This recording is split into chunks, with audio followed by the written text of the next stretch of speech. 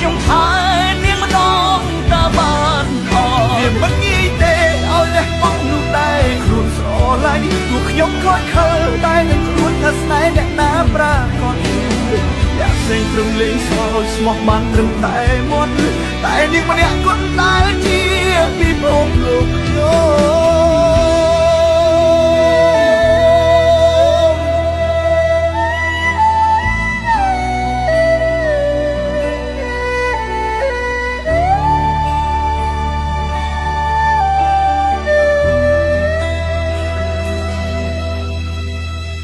ខ្លួនជាអ្នកណាអឋានៈជាអ្វីគ្មានសិទ្ធិលោកដៃឈឺឆ្អាលរឿងអ្នកទាំងពីរឡើយតែក្បាលមួយនេះឈឺចិត្តផ្ទុះហើយគ្រប់ពេលឃើញអ្នកធ្វើឲ្យនាងទឹកភ្នែកនាងទឹកភ្នែកព្រោះខ្ញុំក៏បានដឹងថាអារម្មណ៍ពេលនឹងដូចអំពិលអំពែស្រឡាញ់នាងតែចិត្តជ្រើមលឹមផ្លែហើយជ្រៀកបេះដូងឲ្យស្រីដទៃឈួតលប់ឡើយខ្ញុំសូមអង្វរសូមកូនទុកនាងត្រឹមជាមនុស្សកុំដកុំឲ្យមនុស្សល្អ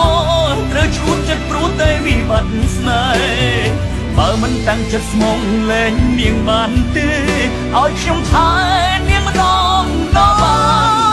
វាមិនងាយទេឲ្យលះបង់នោះដែរខ្លួនស្រឡាញ់ទោះខ្ញុំខកខើតែនឹងខ្លួនថាស្នេហ៍អ្នកណាប្រាកដអ្នកផ្សេងត្រឹមលេងសើចស្មោះបានត្រឹមតែមាត់តែនាងម្នាក់គត់ដែលជាពិភពលោកភ្ន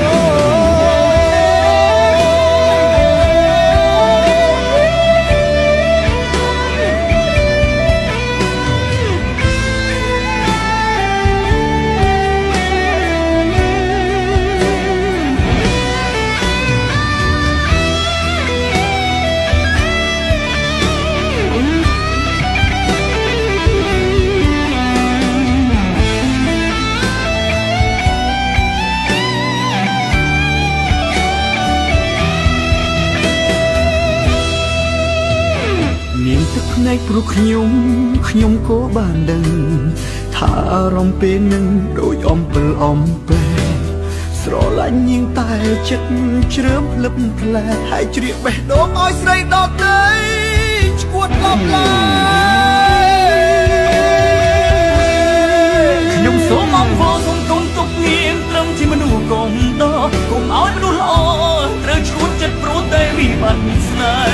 ហ៍បើមិនតាំងចិត្តស្មងលែងនាងបានទេឲ្យខ្ញុំថែ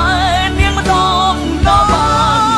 វាមិនងាយទេឲ្យលះបង់នោះដែរខ្លួនស្រឡាញ់ទោះខ្ញុំខកខើតែនឹងខ្លួនថាស្នេហ៍អ្នកណាប្រាកដអ្នកផ្សេងត្រឹមលេងសើចស្មោះបានត្រឹមតែមាត់តែនាងម្នាក់គត់ដែលជាពិភពលោក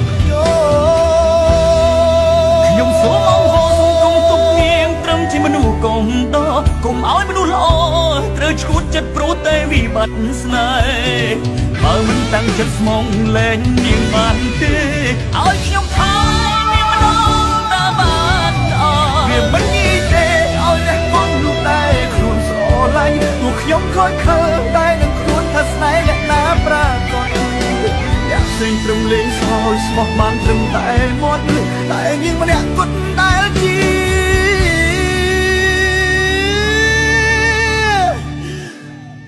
ពិភពលោកខ្ញុំ